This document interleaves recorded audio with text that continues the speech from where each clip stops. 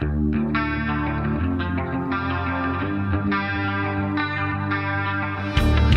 listening to the Uncommon Life Podcast.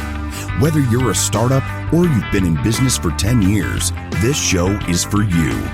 Each week, you'll get mentored by business leaders who deliver valuable strategies, tactics, and tips on how you can pursue your passion without compromise. We'll show you how to achieve balance while sticking to your core values so you can have an uncommon life.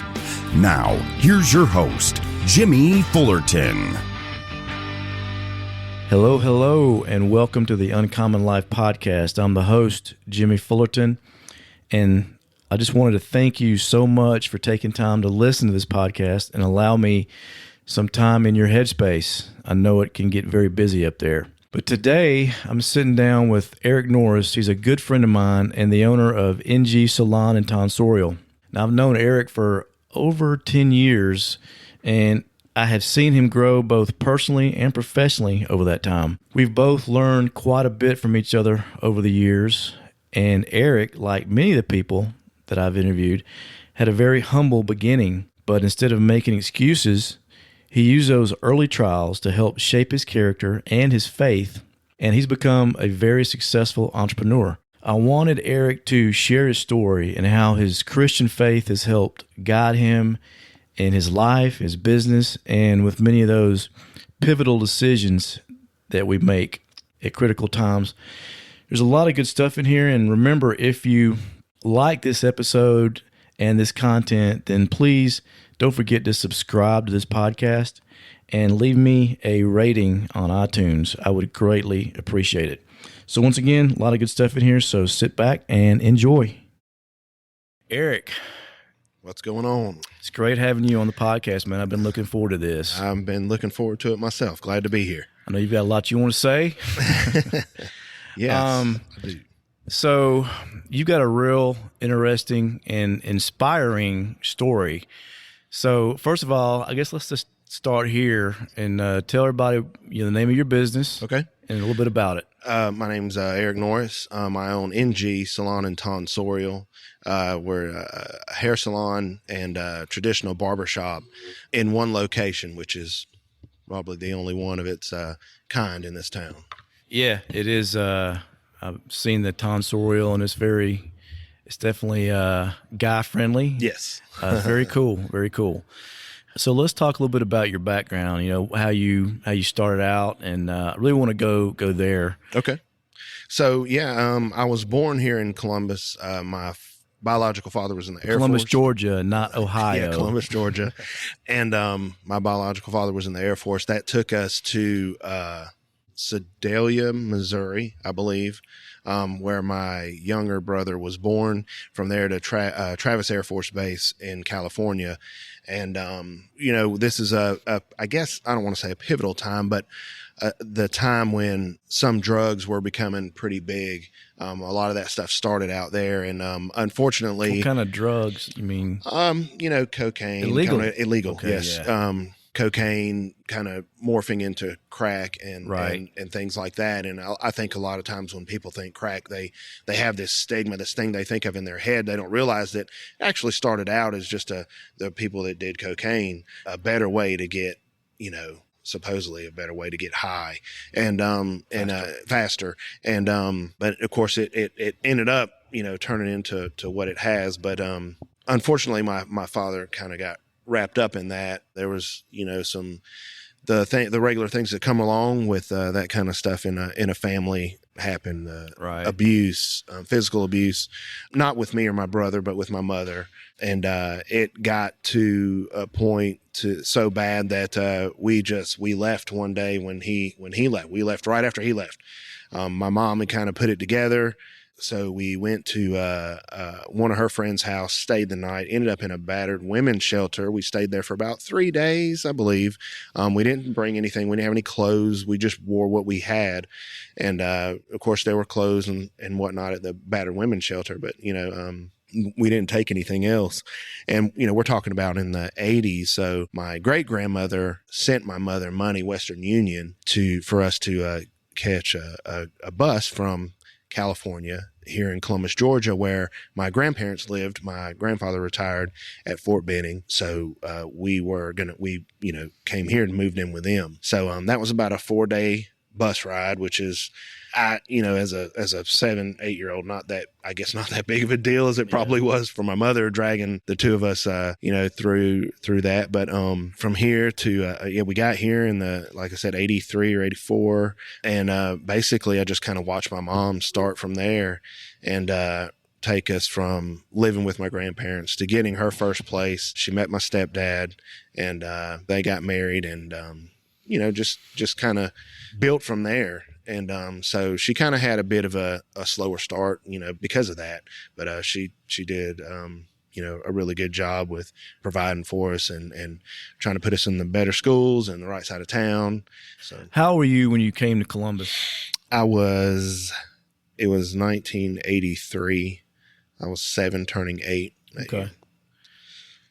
Yeah. I went through a divorce, my parents at that age as well. So you had to come all the way from Missouri to Columbus and basically start out from California. Yeah. California to Columbus. And, so you start out very, I would say, disadvantaged, single mother. She didn't have a job, of course, when she got here. My grandfather was, a great guy, but he's not the grandfather that my stepdad is, or my father-in-law is going to run out and buy a whole new, whatever you need, clothes, yada, yada, yada. He's just not that type of guy. He was an old school military guy. So basically our clothes came from people that my grandmother worked with, having kids or grandkids our age.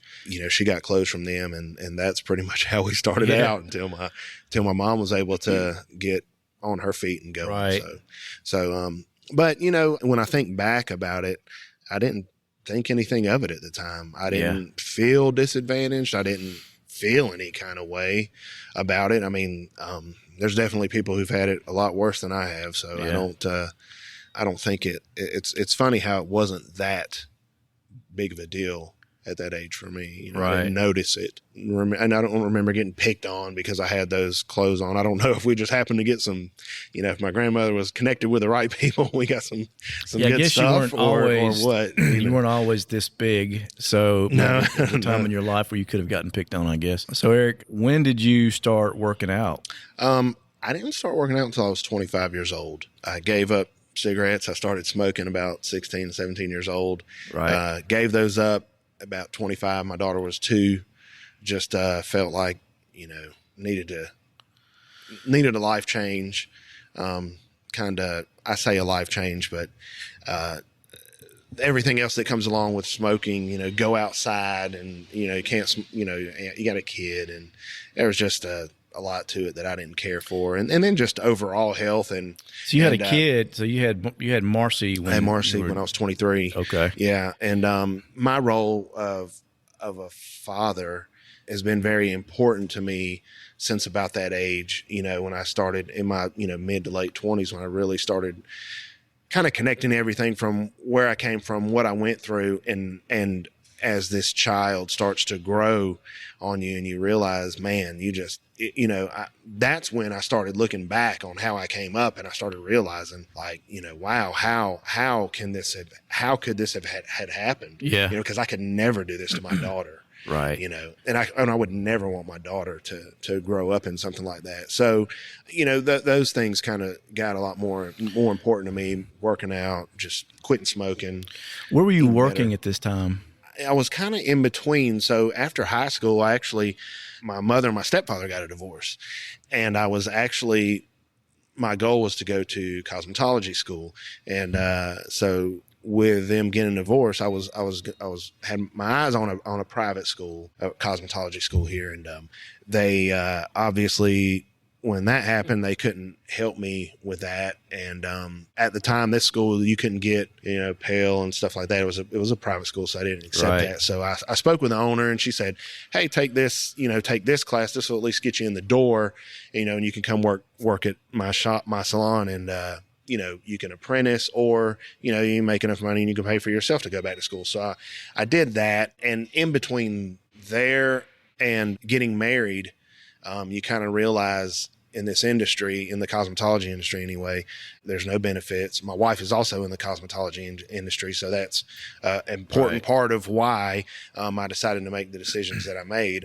It's just tough to decide that you want to start a family, and both of you guys have, are commission-based income with no health benefits, no life insurance, no retirement and whatnot. So I kind of had a little period where I kind of bounced around a couple of places until I ended up going back to school and for nursing. Actually went to school trying to get into nursing. I did not get into the nursing program. I applied for the radiology program and got right in, which turned out to be the better of the two after I got, into the field, but better for you, better for me, better for me, yeah. And don't want to offend any nurses out there. Yeah, no. So I did that for 12 years, from while you were doing that as a radiologist. Well, not as a radiologist. That's actually a doctor, but a radiologic technologist. Okay. Yes, okay. Yeah. I'm not going to try to say that, but yeah. Radiologic technologist. Correct. Okay.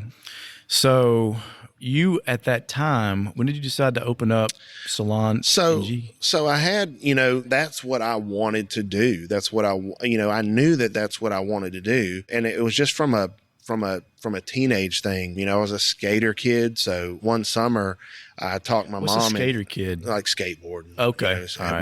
we had a little mini half pipe in our backyard. You still do that now? No. Okay.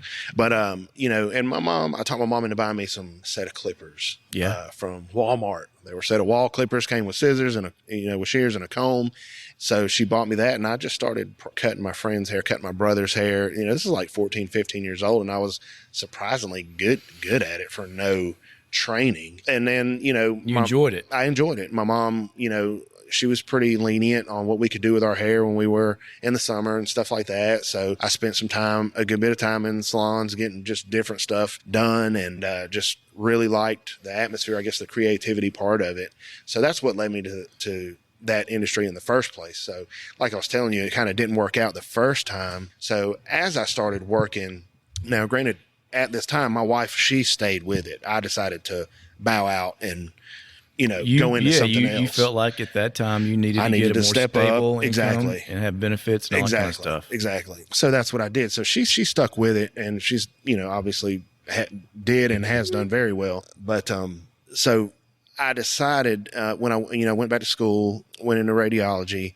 and I was working in interventional radiology. My wife was working at a salon here in town at the time. And it was just one of those things where, she's always kind of, she loves doing hair. She doesn't really like to focus on the other aspects of that business that it takes. Running a business. Exactly. Right. So even though she was working for someone else, she was a booth renter. So it's technically like having your own business within a business. Tatum's more about the craft. She's definitely about the craft. Yeah. Okay. And I just, kind of noticed some things that I thought were just kind of, wow, I guess that I felt could be done different and better. So I became friends with one of her coworkers' husbands, and just was that intentional? Become with yeah. You became no, friends? that just happened. Just happened? Yeah, yeah. She was friends with her. They worked in the same salon, and then she would she invited us out to to come out to their house and eat, so we would go out there. I was hoping you were going to tell me it was part of some master strategy to get your foot in the door. It wasn't part about the business. It wasn't, but we did talk about it because his wife dealt with the same issues. So I said, hey, there's just a much better way to do that. I think there just needs to be transparency in this business and stuff like that. But I didn't know where to start. And fortunately, he happened to be in the banking world. So he was like, well, there's not really much to it. I deal with it all the time. That's pretty much what I do. So it just kind of morphed from there. And in 2007, we opened up the salon.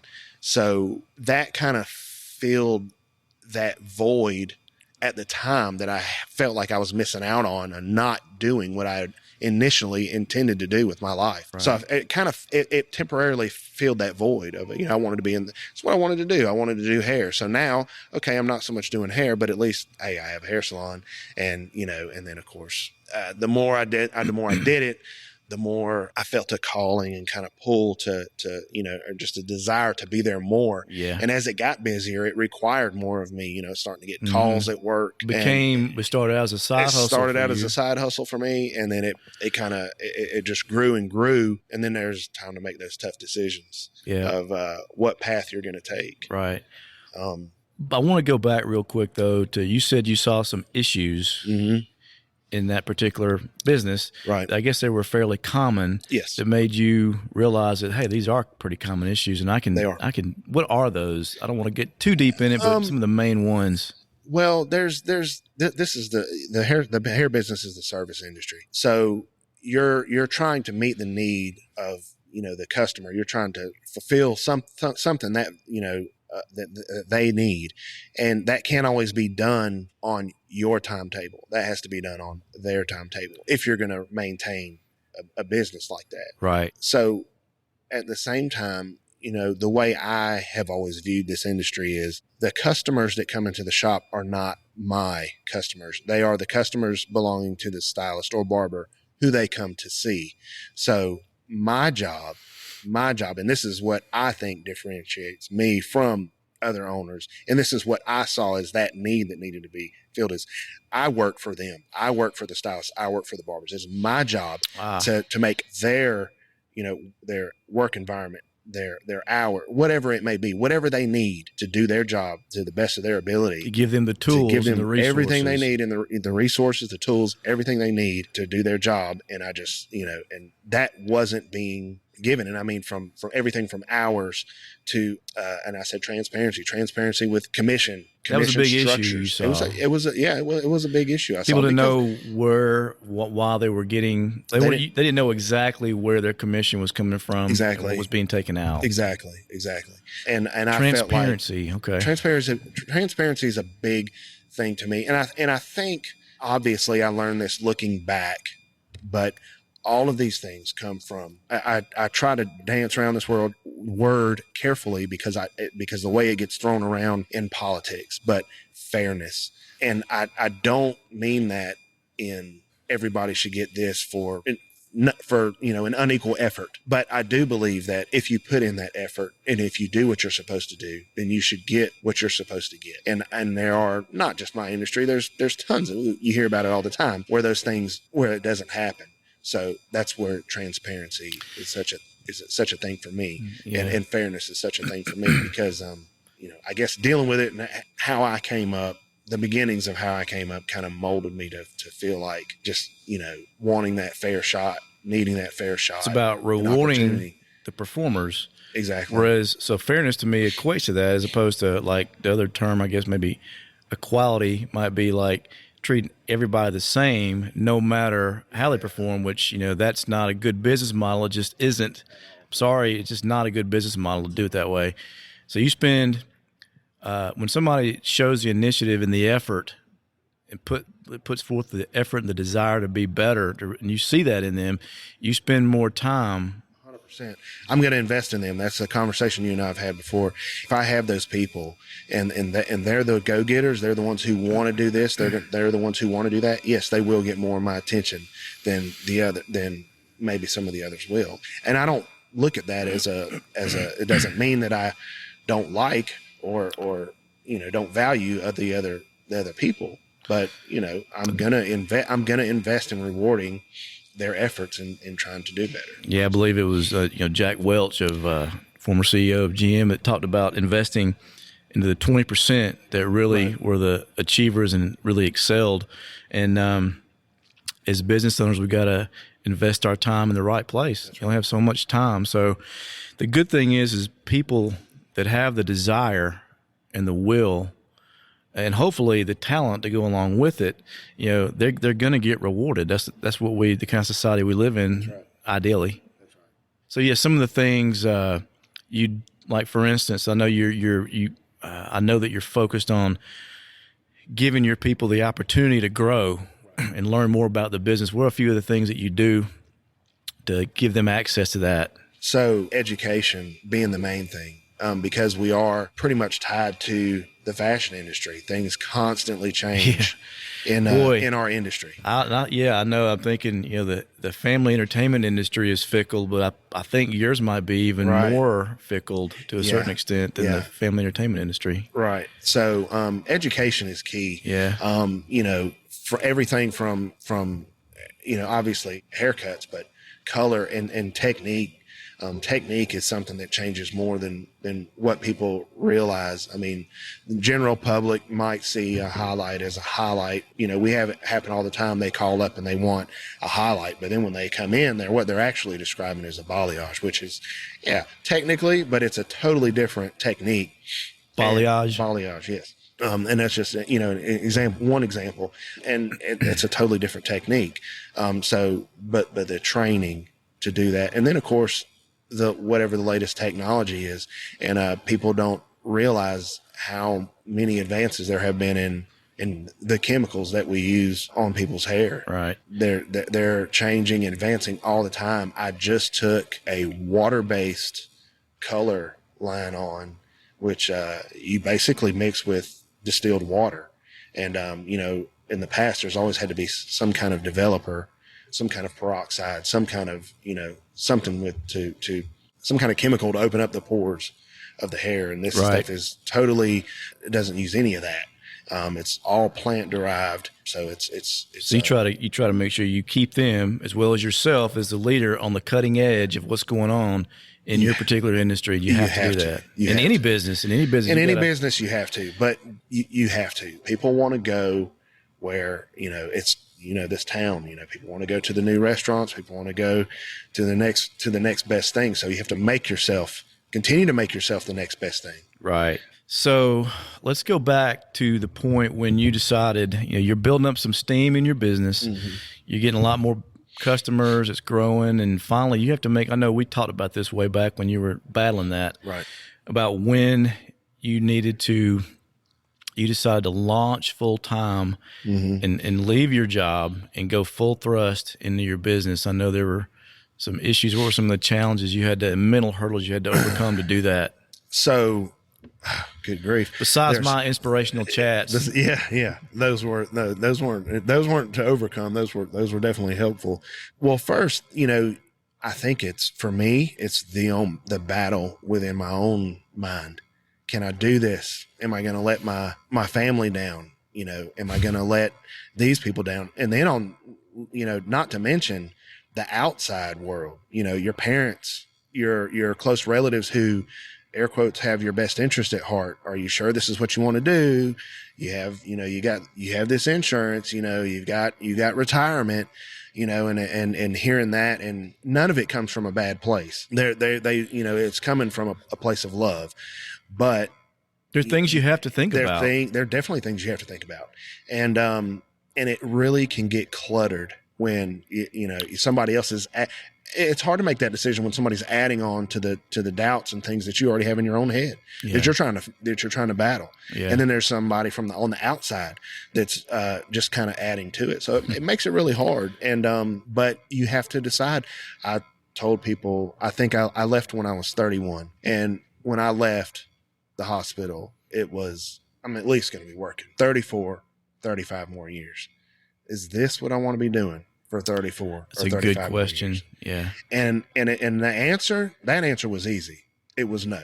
That's what ultimately helped me make my decision when I left my prior life in retail. Right. Yeah. So you had to ask that question. And just because you have the answer to that question, though, like I knew the answer was no. It's not that easy. It's not just how are you going to execute that? How are you going to execute it? And the steps, the things that have to be done that you know of to execute that, the things that you know of, because what you know is nothing compared to what comes along that you don't know didn't see what coming. you don't know. You don't That's know right. what you don't know. That's right.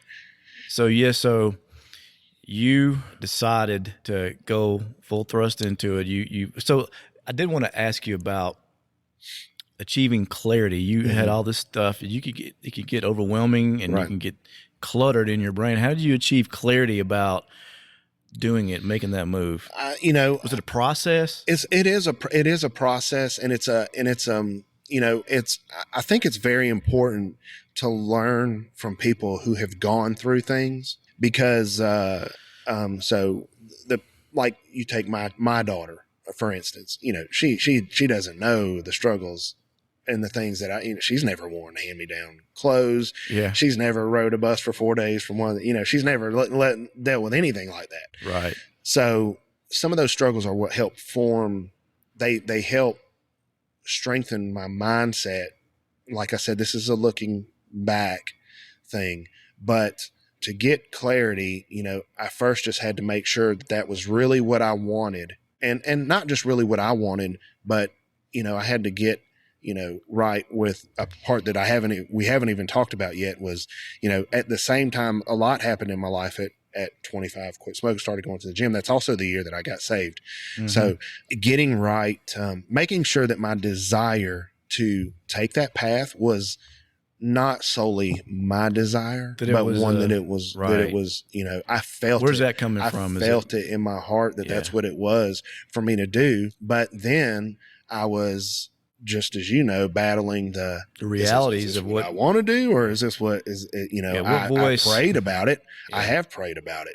And, as I've mentioned before, and I've talked to you, I get what I called a burning bush Christian, so I wanted to see physical evidence. God, if this is what you want for me, then show me a sign, and I was expecting a sign. Everybody's done that. And I'm looking for that. I need the elephant to walk across the, Veterans Parkway when I'm sitting at the red light, and that'll be the sign that I'm going the right direction. Well, let me just say this: when you're about to make a decision that's going to impact your family, I think it's okay to say, God, because I've been in the same place where I'm like, God, if you really want me to do this, I need you to slap me upside the head with something and let me know. And what I have found sometimes in my own life is sometimes, and like we did with Launch, for instance, and the way I did with this podcast, and the way I did with real estate way back in 2006, I start taking steps towards something, and during that process, I gain more and more clarity, or either I get more and more cluttered. Right. Some of the stuff that we've chosen not to do, and we've talked about some of this, is because the way it might have started out fairly clear, but as we kept moving forward, it got more murky and cluttered, and I lost my peace about moving forward. And I came to a place where I had to either say, let's knock this wall down and move forward, or let's just, maybe God's trying to tell me something. This is not right for me right now. Right. So, and in some cases, it's better not to move. Right. It just depends. Everybody's different, but you were in the same situation, and you were in a situation where you chose to move. I chose to move, but I sought counsel. And I think that's a big part, another big part of it. I sought counsel from, obviously godly people, yourself being one of them. What is your this? Values? People that share my values, that know me. And the funny thing is, the one thing that you told me is, how do you feel about it? Like, how do you feel about it in your spirit? That's how you communicate with God, in your spirit. You're not going to see an elephant. You're not going to see a burning bush. How do you feel about it? And the funny thing is I felt perfectly at peace about it. Yeah. Despite all of the clutter and all of the different things I was thinking about in my head, I was totally at peace. I was actually excited about it. Yeah. But that was after trying to feel, see what I felt, how I felt about it. Yeah. How did I feel about it? So there's two things at play here, the way I see it, when you're looking at something like a venture, like starting a business of any kind. Mm-hmm. There's two different sides to it. One of them is you've got to evaluate your resources and know what you're getting into. Like the Bible says, count the cost. Right. So you can know exactly what you're going to need, or as much as you can know. Right. But then you do that. You do your research, you do your due diligence, and at some point you're never going to have all the questions answered. But everybody has to get to a point where they say, I know the questions that I have that I can't have answered right now, but I'm at peace with moving forward. So the point is, you don't have to have all the answers right up front. You do, like I said, you do your demographic research, like at Launch and whatever business you're doing, and make sure you know what you're going to need capital-wise and all that kind of stuff. But ultimately, there's going to be a time when you've got to take a leap of faith and decide if you're making the right decision for yourself and your family. That's right. And when you do that, that doesn't mean that everything is still going to come easily or without challenges, without adversity. And that's what happened basically when I added the barbershop in 2013. The tonsorial side of NG in 2013. So it started in 2012, just out of, I had a sales rep bring in a product line, and before I wanted, this product line was designed for men, and he said, hey, this is a great product for your men that use the salon, check it out, here's some samples, yada, yada, yada. So I decided I was going to do some research on the company, of course, before I brought it on, and I did, and turns out the guy's like, a pretty interesting story. He started out as a barber, went into cosmetology, went back to barbering. And as I did my research, I kind of go down these rabbit holes and look at like, hey, barbering's just like making a huge comeback on the West Coast and in the bigger cities and in the UK. And, lo and behold, here this suite is next to my salon that's been open since I opened up the salon in 2007, and it's just been sitting there.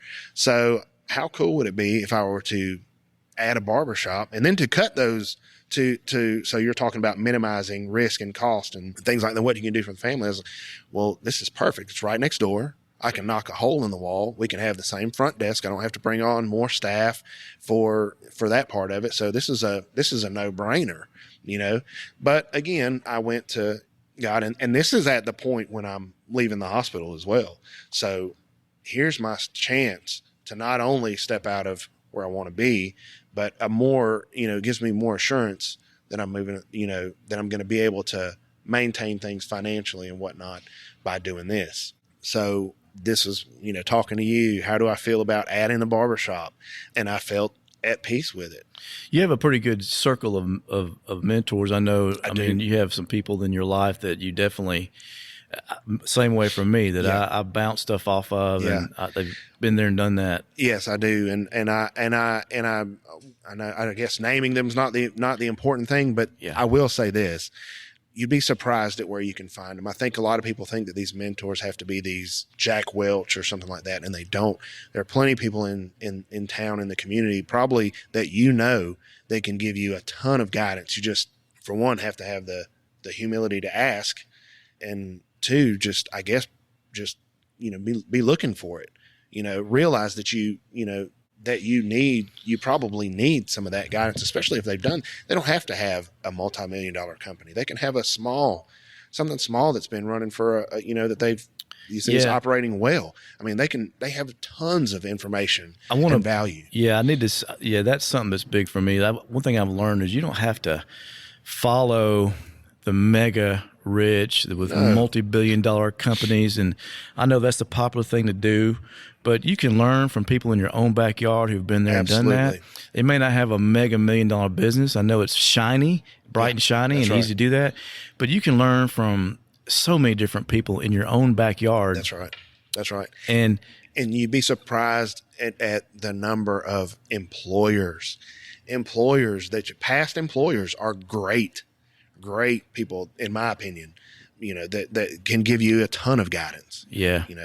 So everybody has it. Access. Right. So there shouldn't be an excuse to, well, I didn't have a mentor. I didn't have anybody I could ask, because there's plenty of people that you could ask. It's all about being intentional. You have to take the step. You have to be looking for it. Like I was saying, you have to be willing to most people are willing to share their story. That's what I have found, especially in doing this podcast. Most people like to share their story and what they've learned, and there's a lot of good information out there that's free. Right.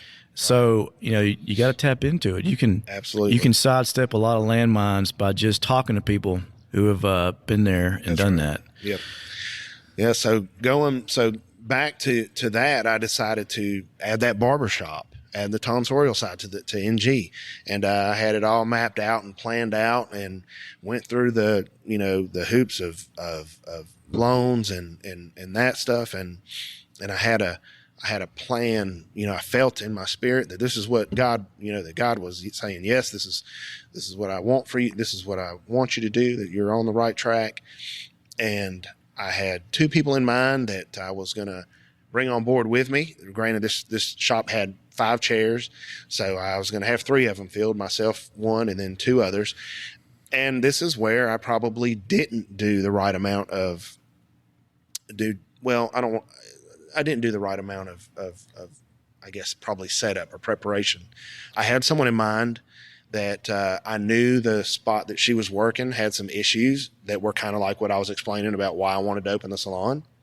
And I knew that, hey, I've already been doing this for, this many years. I know how to eliminate. Those won't be problems over here, the problems that she was going through at the shop she was working at. So I was like, I'm going to go after her. She's a great barber. I know she's doing well. I'm going to go after her. And then there was a guy that I remembered from barber school. But I wanted to wait. I wanted to wait and have this shop set up that way they could see it and they would be ready to go. Well, lo and behold, I had spoken with a guy that I went to barber school with, but I hadn't spoken with a girl. And so probably a few months before I decided to open the shop, word got out that she had opened up her own shop. So I was like, whoa, I guess I should have been a little more intentional about trying to solidify, this. Yeah. Bringing her on board. So I was like, okay, well, I'll just, it's going to have to be me and this other guy that moved forward. And I decided to take a class up in Atlanta. And so I called him and I said, hey, he was working at a company here in town and was looking to make a transition as well. So I said, hey, I got some tickets. I got an extra ticket for this class in Atlanta. I've got the room paid for. Give me a call, see about I guess you'll just have to get off work on Monday. We'll go up there. It was a Sunday, Monday class. So I never heard back from him, which was odd.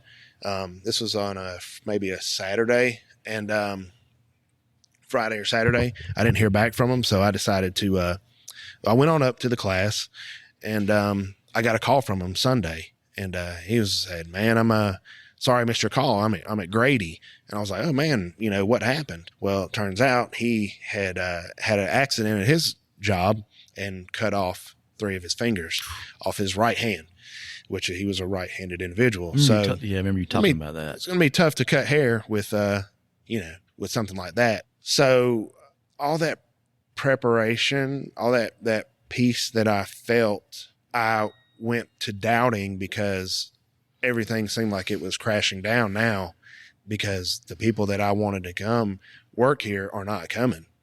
And now it's just me and this brand new loan and this brand new barbershop and just me with 5 chairs. So, what'd you do? I did. So I'm not a plan B type of person. It was all or nothing. It's all or nothing. I guess the way I've heard it is kind of, I still believed that I was doing the right thing. I still believed that I was, doing what God had said, was for me to do, but it didn't change the I wish I could say that I just shrugged it off, but I didn't. I had that's an important point though. Fear still. Yeah. Once again, I have a daughter. She's by then getting ready to close to turning 16 in high school and private school. I just can't take away this stuff. We can't lose. I cannot afford to lose this. So, it's the importance of those mentors again is because those are the people I went to because the last thing I wanted to do was freak my family out about, right. I don't want my wife to freak out. I don't want my daughter to freak out. And then I don't want to hear the I told you so's from other parts of my family. So I just, I basically just kind of leaned my head into it and leaned into it and went forward and, went through that adversity, went through that adversity. And today the salon never missed a beat. It's still clicking right along just like it always has.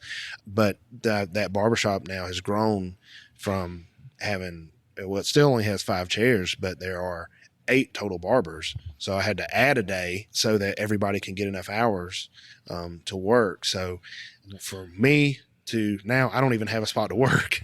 You've got all this free time on your hands. Yeah, I wish. I guess the big draw from that is that, just because you you feel at peace with that decision, you've made you have that peace, that it doesn't mean that it's going to be easy. And that was the thing I was talking about. You're not going to see that. You're going to see things on the surface that you're going to try to avoid, but you have no idea what's coming. Yeah. And those were some of the things that I had no idea were coming. I never in a million years saw those things coming. Right. And it definitely had me questioning, did I make the right decision? Did I think I felt at peace with it? Or was that just me wanting it so bad that I felt at peace with it? But you would get yourself reconfirmed. Yes. How?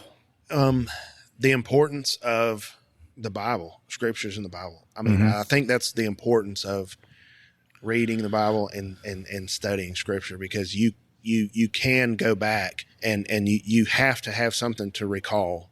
And for me, that's what it is. There's several examples of people who faced way more adversity than I've faced that have done way greater things than I've ever done. Plenty of examples of Joseph, God leading people, David, Moses. Leading them clearly into a position, and then they faced obstacles. They had to overcome those 100%. obstacles. But the idea is to deepen your faith. That's right. That's right.